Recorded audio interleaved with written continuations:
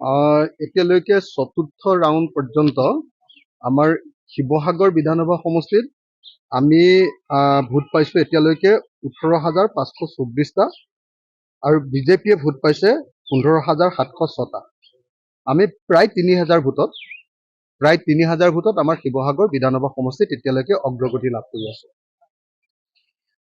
দ্বিতীয়তে ডিমৌ যিটো বিধানসভা সমষ্টি, ডিমৌ বিধানসভা সমষ্টিত বিজেপিয়ে 13,253টা ভোট পাইছে তৃতীয় ৰাউণ্ড পৰ্যন্ত, আৰু আমি পাইছোঁ কংগ্ৰেছৰ কেণ্ডিডেটে, আমাৰ বিৰোধী ঐক্যমঞ্চৰ কেণ্ডিডেটে পাইছোঁ 13,689টা। তাতো আমি কেইটামান ভোটত 300মান ভোটত আমি এতিয়াও জয়লাভ কৰি আছোঁ। সামগ্ৰিকভাৱে এতিয়া আমি যোৰহাট লোকসভা সমষ্টিত প্ৰায় 14,000 ভোটত, এই মুহূৰ্তত 14,000 ভোটত আমাৰ প্ৰাৰ্থী বিৰোধী ঐক্যমঞ্চৰ প্ৰাৰ্থী গৌৰৱ গগৈ ডাঙৰীয়া জিকি আছে, আৰু সেইকাৰণে আমি একেবাৰে আশা প্ৰকাশ কৰিছোঁ যে এই ট্ৰেণ্ডটো সঁচাকৈ আগবাঢ়ি যাব। ফাৰ্ষ্ট যিটো মিচিং অঞ্চল আছিলে মোৰ সমষ্টিৰ যিটো দিচাংমুখ, তাত আমি অলপ ভোটত পিছ পৰিলোঁ, কেইটামান ভোটত পিছ পৰিছিলোঁ, কিন্তু বাকীবিলাক পঞ্চায়তৰ যেতিয়াই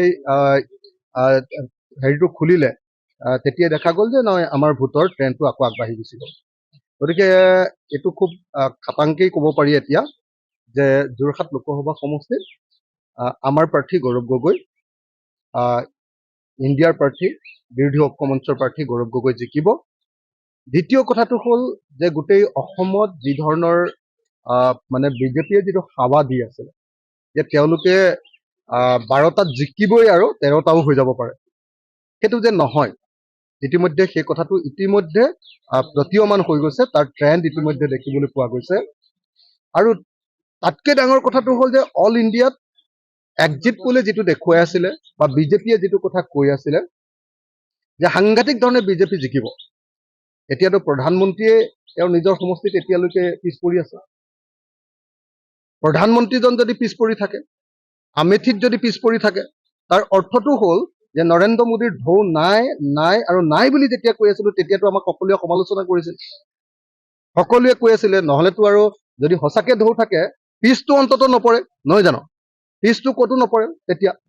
গতিকে এই মুহূৰ্তত এটা কথা ক'ব পাৰি যে আমি আশা কৰাৰ নিচিনাকৈ হয়তো বুলি মই কৈছোঁ, হয়তো আমি ইণ্ডিয়া গঠবন্ধনে, আমাৰ ইণ্ডিয়া মঞ্চই, ঐক্যমঞ্চই আমি চৰকাৰ হয়তো গঠন কৰিব পাৰিম।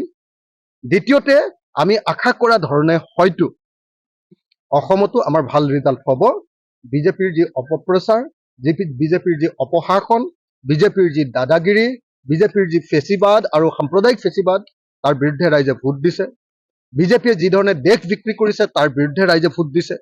বিজেপিয়ে যি ধৰণে সাম্প্ৰদায়িক ৰাজনীতি কৰি দেশখন থানবান কৰি পেলাব খুজিছে আৰু সমগ্ৰ ভাৰতৰ মানুহৰ বাক স্বাধীনতা হৰণ কৰিছে, তাৰ বিৰুদ্ধে ৰাইজে ভোট দিছে। আৰু বিজেপিয়ে যি ধৰণে মূল্যবৃদ্ধি কৰিছে তাৰ বিৰুদ্ধে মানুহে ভোট দিছে।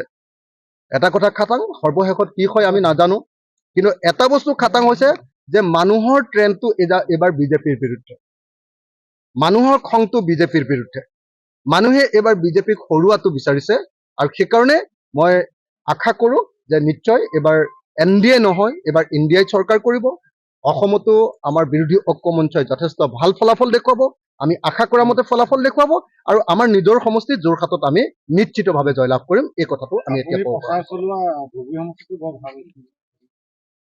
ধুবুৰীতটো আমি জিকিমেই, নগাঁৱত আমি জিকিমেই, কৰিমগঞ্জতো হয়তো জিকিমেই, এই তিনিটাততো জিকিমেই, আমাৰ যোৰহাটত জিকিমেই, 4টাতো একেবাৰে মোটামুটি এতিয়া ট্ৰেণ্ডটোত আমি জিকাৰ ট্ৰেণ্ডত গুচি গ'লোঁ। আমি এই 4টাত আমাৰ জিকাৰ ট্ৰেণ্ডত গুচি গ'লোঁ।